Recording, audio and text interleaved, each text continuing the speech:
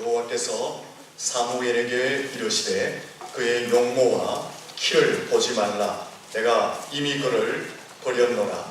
내가 보는 것은 사람과 같지 아니하니 사람은 외모를 보거니와 나 여호와는 중심을 보느니라 하시더라.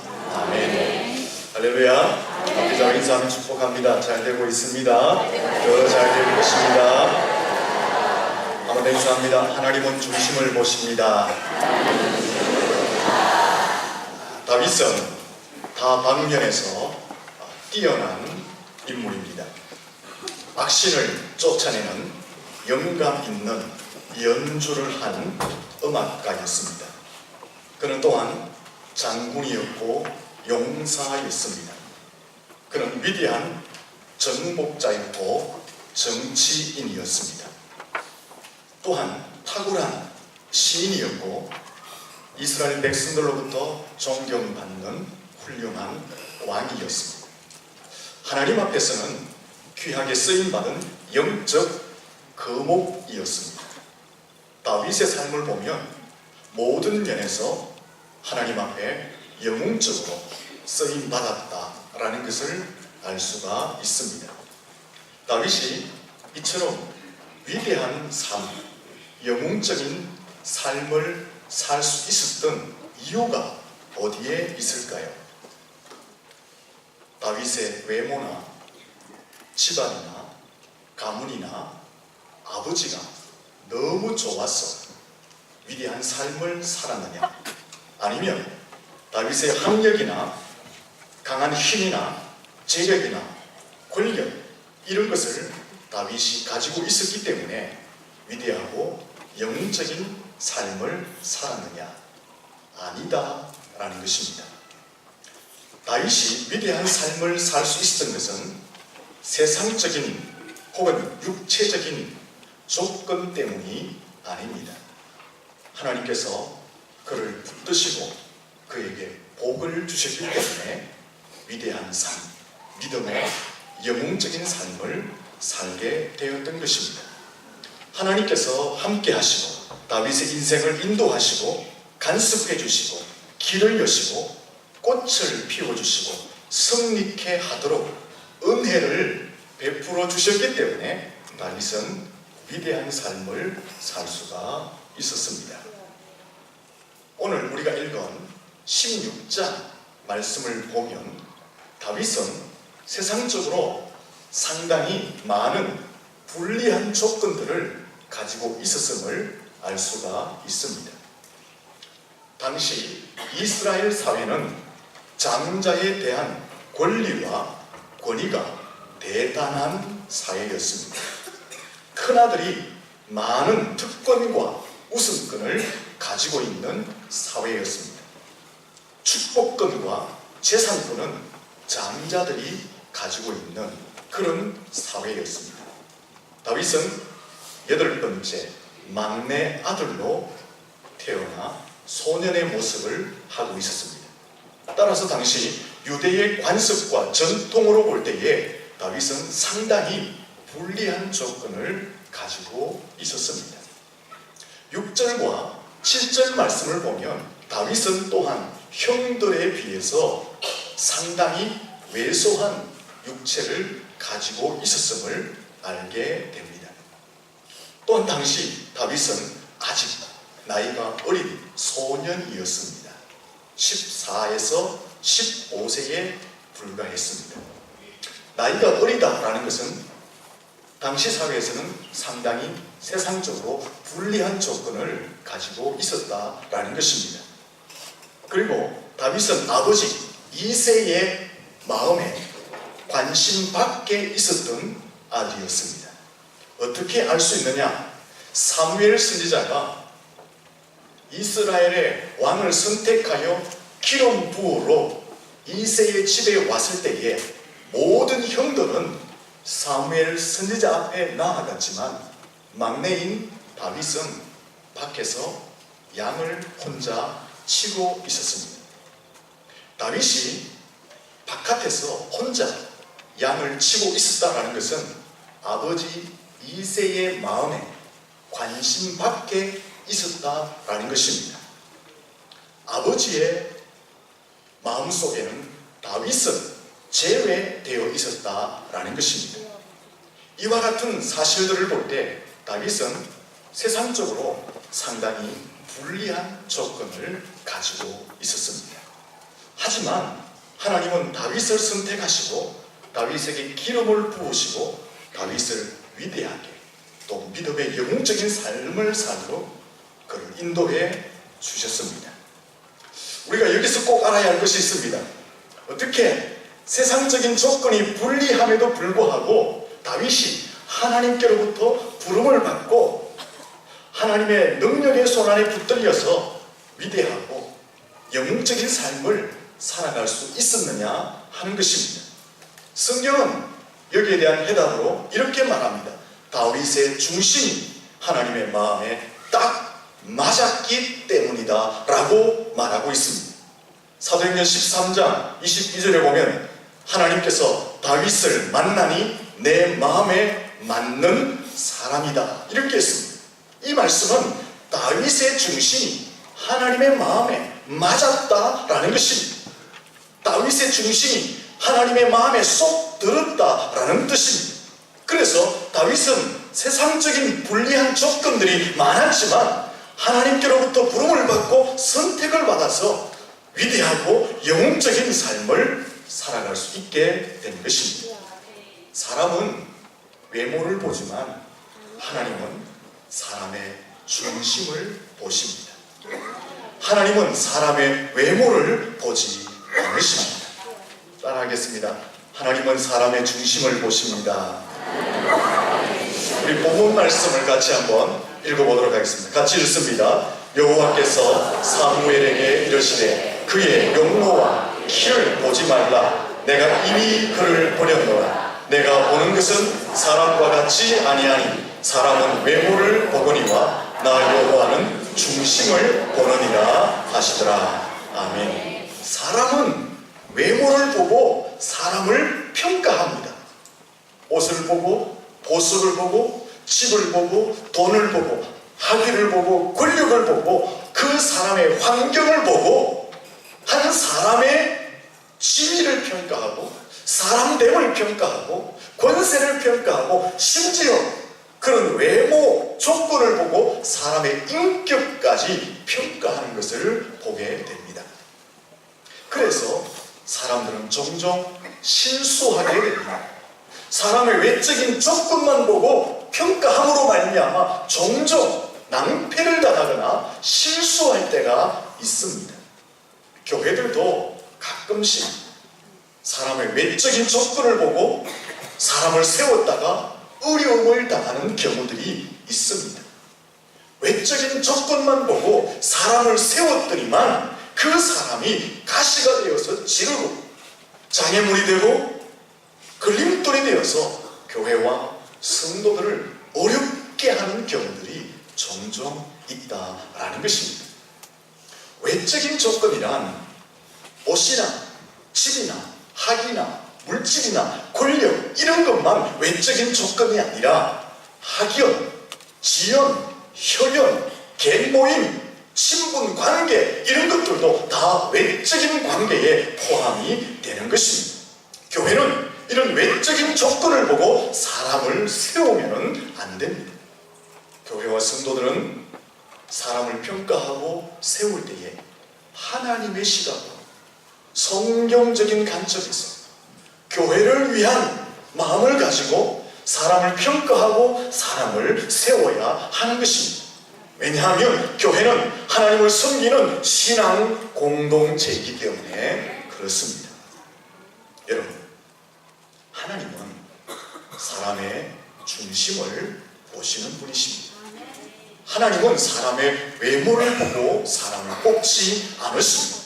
얼마나 그 사람의 중심이 속이 꽉 찼느냐 그 속, 그 중심을 보시는 분이 하나님이시다라는 것입니다. 김장, 배추를 살 때에 겉을 보고 사는 사람은 아무도 없습니다. 겉이 아무리 싱싱해 보여도 그 속이 차지 않으면 사지 않습니다. 겉은 좀 볼품없어도 속이 꽉 차 있으면 그 속 찬 배추를 사서 김장을 맛나게 담그게 되는 것입니다. 하나님도 사람의 중심, 사람의 속을 들여다 보십니다. 하나님의 마음에 그 중심이 맞으면 세상적인 조건이 좀 불리하다 할지라도, 좀 부족하다 할지라도 하나님이 그를 붙드시고 그에게 능력을 주심으로 위대하고 영웅적인 삶을 살아갈 수 있게 되는 것입니다. 그러면 하나님이 보시는 이 사람의 아름다운 중심은 도대체 무엇이냐? 하나님 마음에 쏙 드는 사람의 중심은 도대체 무엇이냐 하는 것입니다. 다윗을 살펴보면 하나님이 아름답게 보시는 중심, 하나님의 마음에 쏙 드는 중심이 무엇인지를 간략하게 살펴볼 수가 있습니다. 첫째는 다윗은 하나님의 말씀에 절대 순종하는 중심을 가지고 있었습니다. 열왕기하 15장 5절 이하에 보면 다윗의 전생애를 평가하는 말씀이 있습니다.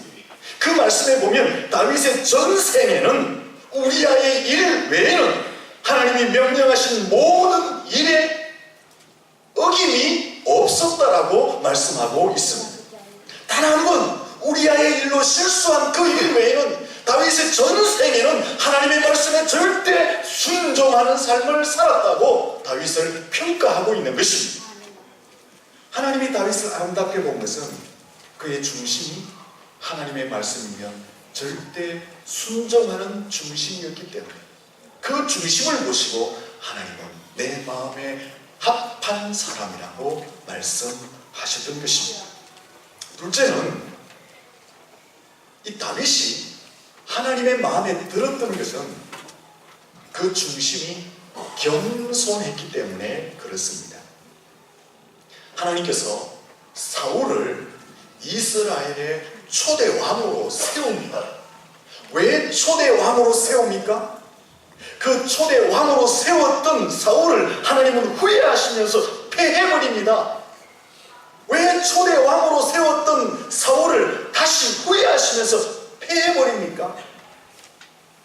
처음 사울이 스스로 자신을 낮출 때에 하나님은 그 겸손함을 보고 이스라엘의 초대 왕으로 세웁니다.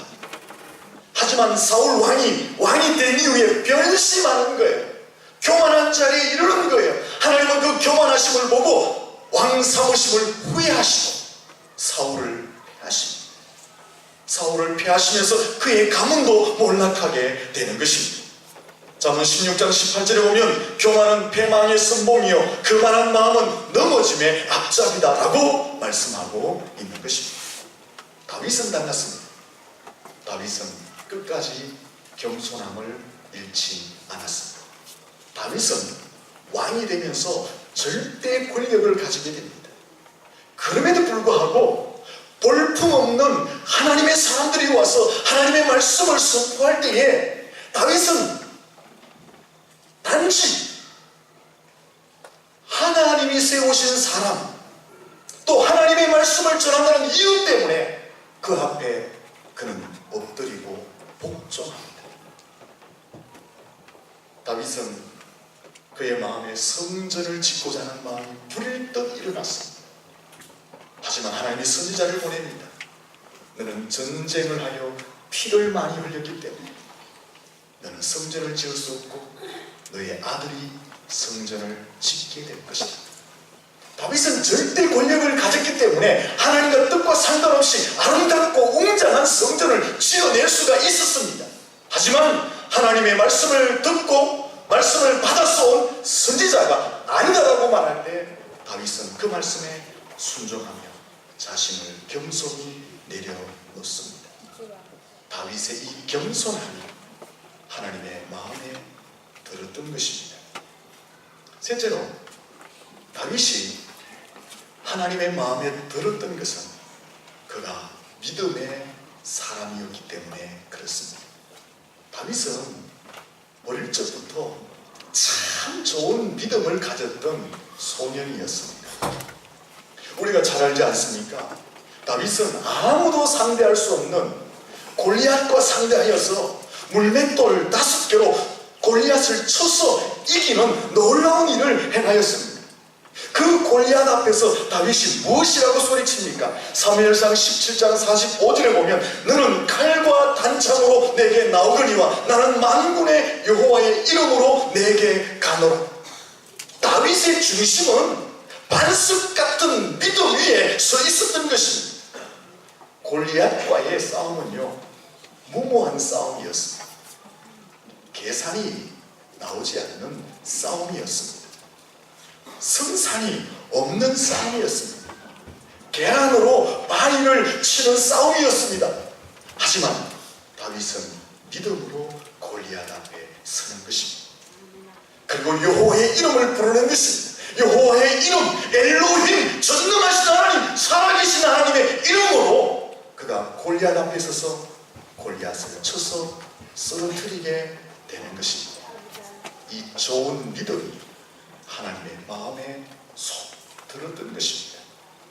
넷째는 다윗의 온유함이 하나님의 마음에 합하였습니다. 사무엘상 15장에 보면 다윗이 자기의 아들 압살롬의 반역으로 말미암아 급하게 예루살렘 성을 버려두고 요단강을 건너 도망을 갑니다. 얼마나 가슴이 아픕니까? 그 와중에 시므이라는 사람이 다윗을 향해서 온갖 저주를 퍼붓습니다. 그때 다윗의 장군 다윗세가 왕이시여 저 목을 치겠습니다. 다윗이 말합니다. 살려두어라. 다윗은 단칼에 그를 뵐 수 있었지만 자비를 베풀어 주었습니다. 반역이 진압됩니다. 다시 예루살렘 성으로 황궁하는 중에 이번에 그 저주했던 시므이가 다윗을 향해서 온갖 아양을 떱니다. 다윗의 옆에 있던 아비새 장군이 아님꺼운 거예요. 내 왕이시여 당장 처단하겠습니다. 다윗이 말합니다. 이 좋은 날에 내가 왜 저를 죽이느냐? 살려두거라. 다윗은 사람을 사랑할 줄 아는 사람이었습니다. 다윗은 노를 억제할 줄 아는 온유한 사람이었습니다. 그는 칼을 휘두르는 사람이 아니었습니다. 군주였지만 매우 온유한 사람이었습니다. 다윗을 보면요, 원수를 품습니다. 사울 왕이 몰락하면서 그 집안이 풍비박산이 되잖아요. 요나단의 아들 머비보셋이 겨우 살았는데 쩔뚝발이가 됩니다.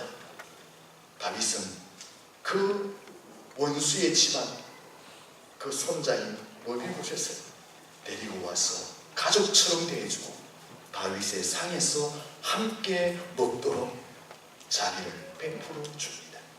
이 다윗의 온유함이 하나님 마음에 쏙 들었다라는 것입니다. 교회에는 이런 사람들이 필요합니다.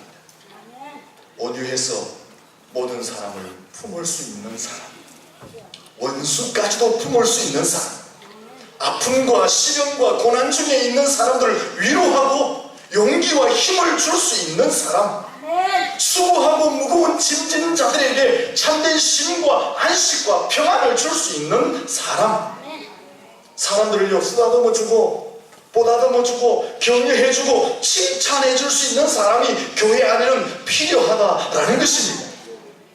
우리 교회의 장로님들, 권사님들, 장립 집사님들이 이런 사람들이 될 수 있기를 축원합니다. 찌르고 따지고 피내고 캐내고 비판하고 쑤시고 이거 말고 큰 나무가 되어서 그 큰 그늘 아래 사람들을 품고 쉬게 하고 노래 부르게 하고 안식하게 하고 행복에 겨워 하나님을 찬양하도록 하는 그런 사람들이 되어야 한다라는 것입니다. 우리 대성교회 모든 성도들은 누구든지 품어서 하나님의 사랑 안에 거할 수 있도록 하는 성도들이 될 수 있기를 축원합니다. 결론입니다. 하나님은 사람의 중심을 보십니다.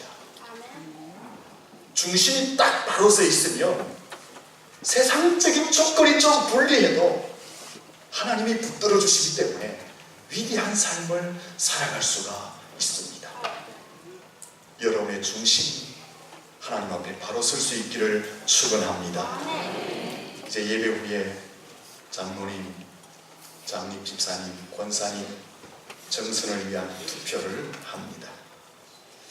인간적인 조건이나 관계보다는 그 사람의 중심이 얼마나 하나님께 더 바로 서 있느냐, 이걸 보고 사람을 세워야 하는 것입니다. 이 사람이 좀 큰 나무가 되고 큰 그늘이 될 수 있느냐, 이 사람은 교회의 모든 사람과 교회의 모든 일들을 품을 수 있는 사람이 되느냐, 사람을 쓰다듬고 보듬어주고 위로하고 칭찬하고 격려하고 세워줄 수 있는 사람이 될 수 있느냐, 이런 것을 보고 사람을 세워야 하는 것입니다. 여러분, 외적인 조건만 보면 실패할 때가 있습니다. 낭패를 볼 때가 있습니다. 하나님의 마음을 갖고 사람의 중심을 보고 사람을 세워야 하는 것입니다. 먼저 우리가 하나님의 마음에 딱 맞는 중심을 가지시고 하나님 앞에 귀하게 쓰임 받을 뿐 아니라 사람을 세울 때도 그 중심을 보고 사람을 세울 수 있기를 예수님 이름으로 축원합니다. 기도하겠습니다. 살아계신 하나님, 우리를 부르셔서 거룩한 백성 되게 하심을 감사합니다. 우리의 중심을 살펴봅니다.